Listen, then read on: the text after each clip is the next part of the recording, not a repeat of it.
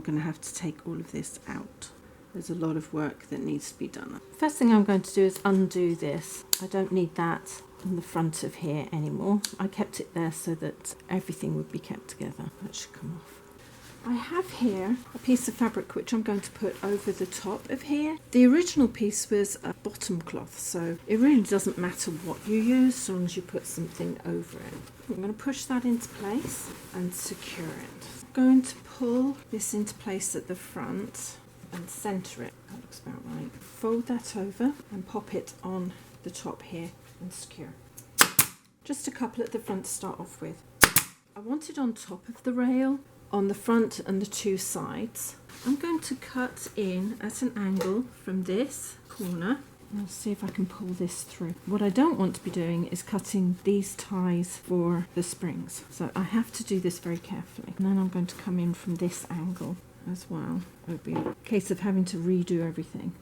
Cut there. Once I've worked out where it is that I'm cutting, I'll be fine, but I don't want to be catching any of this stuff in there either. The reason I haven't taken any of that off is because I don't want anything from the seat that's going in to be caught on there. Now that's that side. This is a pain when you have to do it like this. It's not very clear on the other side. I can't really get in. I've managed to twist this under and in, and now I can staple like this across the back. And the same here, I'm just going to fold that over. I'm going to cut this back slightly and I'm going to pull it and fold the fabric underneath. And I'm going to pull it from the centre out and secure it along this top here. At the side here, I'm just going to pull from the centre out and then work my way into there. I don't want the fabric fraying and I don't want to have too much fabric going over the top. The front isn't going to go in very straight. Again, I'm trying not to put it too close to the edge because I've still got other things to come down on here. Take some of this out, like that. Unfortunately, there's only a little bit of area there, so I really don't want to waste it on here if I can help it. This side is a little bit further out than that side. Even though I've put everything in, it's still wanting to go the other way, which is very infuriating. Not great, but it will work. I'm going to refold this and bring it in here, and then that's the whole of the underlayer in. This is the rolled front that I took off the chair originally, and it's pretty manky. It's starting to give here. So I actually have a piece of hessian, which is what they used on here. So I've evenly cut this piece of hessian. I'm going to take this off as well. There we go. Pop that down the middle like that and roll that over the top. These rolls are done when they're originally put on. I think that'd be okay. All I need to do is make sure that that is held in place all the way along. I've just put my first stitch in, pull that through. I'm going to put it through here, which is a slip knot, and pull it tight. I'm going to hold the fabric even around the roll, push that through. I think what I'll do is I'm going to do a running stitch all the way forward. Shouldn't take too long, and I just got to keep it even because I really don't want that roll to fall apart if I can help it. These are all little things you have to do for prolonging the life of an older chair. I'm able to open this up at this end. It's rolled paper. These rolls are sometimes made of straw, coir fibre, which is retted coconuts, just rolled in there, and I've also seen them with cotton in them as well. The modern ones have polystyrene centre. So I'm just coming to the end here, and then I'm going to turn around and go all the way back, more or less up where I came out, like that, and then back down. So the stitches touch end to end. It's a nice simple fix, but crucial if you want something to last a bit longer. I've got the rolled edge on here. I'm going to make it even with the end, or just inside of the chair frame and a little bit over, because there's the end and it's got a bigger gap here. So I'm going to pop that there with the seam underneath. Let's see if I can get this sewn in. Actually, if I go that side, I don't want to be sewing through the string. I'll go up through here like that. Pop my thread through the slip knot and just pull it all the way through so it tightens. Then I'm going to come up next to the other side of the knot there and up, and then round, missing the spring, otherwise the spring will wear the thread out. Come through here and up. Can't find my super long needle, unfortunately, but this one makes such a big hole that the string will go through without any problem at all. Missing strings and springs. Needs to be on the edge of there, so it almost falls over the front, but I do need it to be secured. So I'm going to secure it this side. I think it'll be fine because I'm going to be securing it across the top here anyway, just to make sure that it's secured to the top. It's a bind when you have to sew them back on, but I'll sew a second row and I'm going to take it further back to make sure that that stays in place. Make sure that is as tight as I can make it. So I'm going to start layering this back on top. That came off of there and it's got 2 layers. I'm not going to separate the 2 layers. I think I can push it in with everything where it is. Pop that down there and all the way to the back and down. It's a bit lumpy, but I think once I've got the dacron over the top, that should sort all of that out. It's also lumpy because of the springs underneath. The original chair had a lot of added bits down the side. That works there. Now this piece, you usually have something in the front to hold the shape. When I took this off, some of this was all kind of up there. There was another piece under here, so I'm going to find small pieces to go under there. But the reason that had gone up was they had this underneath. What you really want to have is the cotton wadding on top of each other so it holds it. If you don't have that and you have something slippery, then you're going to find that the cotton wadding will slip and slide. You don't want that to happen. That seems to be all of that. Got another long length here. That should fit in there and start bringing that out. Now that and that looks more in line with the front there. Now all of this is going to have to be pushed up because I cannot have this coming down over the front of here because the fabric goes literally to here. That's the right side, and then that's side to side, and if I do that you'll see that's going the wrong way. The front border, 8 inches, which is very deep. I need 1/2 inch for the seam allowance. I'm going to cut it at 10, so I'm going to cut one strip at 10 inches all the way across. Run the 10-inch mark along this bottom edge like that, and then just cut up to it. I'll do that all the way across this piece of fabric. I have decided to cut this out using this as a template initially and then transfer the information onto there. If I fold this in half, the pins line up here all the way around to here. The only problem is that although I thought this was in a straight line, it's not. And therein lies a little bit of a problem. So I'm going to fold this in half and make sure that the warp and weft threads are as straight on as I can make them. Line it up, put a pin here, another one here to make sure that it is stable, and here. Cut down here just a little bit on the top fabric and then all the way across. Fold this back along the pin line and mark. Fold this one and mark all the way across. And then, if I remember rightly, that one came out to about there. Remove all of this, and then I'm just going to draw my line in all the way across the front. I'm going to put it on the 1 inch there, and I am just going to cut along here all the way around to this side. Now I can go in here a little bit, so I don't want to go in there. I can cut it straighter. If it's a little bit wobbly, it won't matter too much. And that gives me my 1/2 inch seam allowance. It might not be perfect, but it's better than it was. I'm going to put a centre mark here and a centre mark here, just in case I've got anything slightly wrong. Here's the potential new shaping for the front. It almost fits. I've just cut this, it's 6 inches deep. This is the right way, that's wrong. Fold it in half, and then with my pattern, fold that in half too. I'm going to pin it along the front here because I'll be cutting that off anyway, just to hold it. And fold that in half as well. Make sure that's even. Put the fold on the fold, like I did earlier, like that. Bring that to the front of there. Because I'm going to be sewing along the back, I'm going to put a pin in as close to the edge as possible there, and one there, because those are where the sew line is going to be. I'm going to put one here as well, just to hold it at the front. The front of the chair kind of carries on around, so I'm going to allow for that. I'm going to cut one layer around and then the other. And it comes into the front and it's quite straight.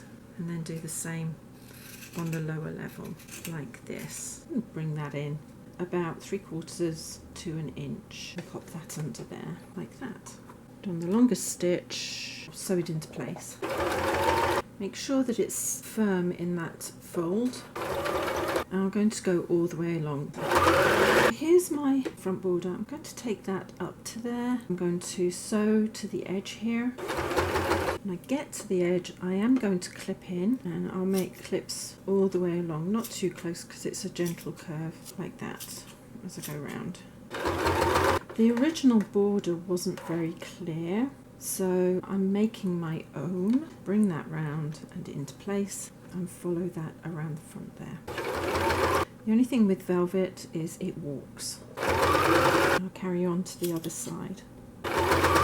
Coming into the corner here, down, twist into place. I'm going to cut this back. And I'm also going to take out about 1/2 inch of piping. I don't need all that in there either. And sew to the edge. So this is the front border. Velvet goes down this way, so I'm going to pop this under here and this on top. Put the edges to the edges, like that. Pop it underneath. I'm going to go backwards first so that it won't warp and then forward. Sometimes with velvet, if you go backwards first, it will hold everything into place. Pop that there. I'm also going to move my needle over just a little bit. So when I come into that corner, it goes in nice and neatly. Wind it in by hand if you've got a funny shape, it's usually better. Check it's in the corner, and it is. Swirl that around like that, and then keep those raw edges together and sew across the front. It's wanting to walk against it, so as I come into the second side, I'm going to cut in at an angle, wind it in like this if you need to, lift the foot and twist everything into position like that. And sew to the end, and I'll sew back. I usually do anyway because it anchors everything, but I shouldn't need to do too much.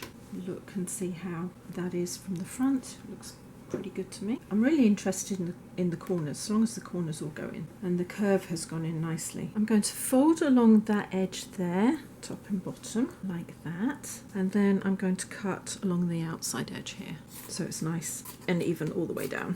I'm going to put this bright green on. It actually has some of the teal in it. I'm going to put that down here. I put my walking foot on, forward and back. I'm not putting a very deep seam on here. It doesn't really need it because I'll be top stitching it anyway. I'm going to just sew that down and into place. I want to ruck up. I don't want it rucking up if I can help it. I'm going to go all the way across the top here as well. Coming into the second side, I'm going to make sure all the piping is down and into place, and then sew it to the end here. Now I should have plenty of fabric to go over the sides. When I get to the bottom, reverse. I'm trying this. It comes in okay at the front. It's a little bit leaning back, which I'm not 100% happy with. I'm thinking what I need to do is bring it into here. I'm going to put a pin on this side like that, and a pin on this side, but I will make sure that whatever I take out is even both sides. I don't really want to put a pin mark in as such, but what I can do is put a pin where the piping is, and then I can alter it. It won't take long, it's just inconvenient, that's all. If I put corner to corner there and come across, it's exactly the same point on both corners at the front, and at the back it is slightly different. This one goes more of an angle and that one's straight. I'm not sure what I'm going to do about that. I'll probably make it straight on both. So I'm going to make that alteration, which is just unpick, resew and finish off. I am going to top stitch all of this into position. I always feel that you've got double the strength if it's top stitched into place. Just make sure it's even as you go across. I'm going to come into the top here. Just be very careful going over everything until you get to the other side. I've covered the chassis with Dacron. I made the alterations at the side. I'm hoping I didn't actually need to come in an extra 1/4 of an inch. I might have done, but I think we can make it work. Fold that over the front corner on this side and again on this side. The Dacron should fill the chair front out Looks like I could have taken it back a little bit more. It'll be fine. And I'm just going to push all of this into place and down the sides. Bring this out at right angles to the chair. And I can feel the back of the support here. Cut in at a 45-degree angle towards the support of the chair, but not all the way in. I'm still a ways out on that side, and I'll do the same on this side. The support is there, cut in, so you're about an inch away. And then I'm going to just push those under the back, the side there, and the side there. The front I'm going to leave until I've got the back pulled in. Push that a little ways back. This one I can cut in a bit better and a bit closer. Like most chair corners and legs, I'm just going to maneuver that in until it's in place, and the same on that corner. I'm pulling this hard to the back, and I can actually go down onto the back of here because there is a cover that covers all of this. I'm just going to pull this down, and the same on the other side. I've pulled it hard back on this side and put 3 staples in. I'm going to leave the front here open until I've finished pulling in the front. Now, like I did on the other side, all I did was I pulled it back and across ways so that the back of the chair is held secure. Don't think I'm going to need to move them, but I'm not going to cut that fabric back just yet. I'm pushing the cotton wadding up and into place, bringing this down and making sure that I'm cutting it to the top of the frame here at the front. Push that into the side like that. Before I finish putting the border in, I've got a section here that needs to be pulled out, which I'll do, and I'll check.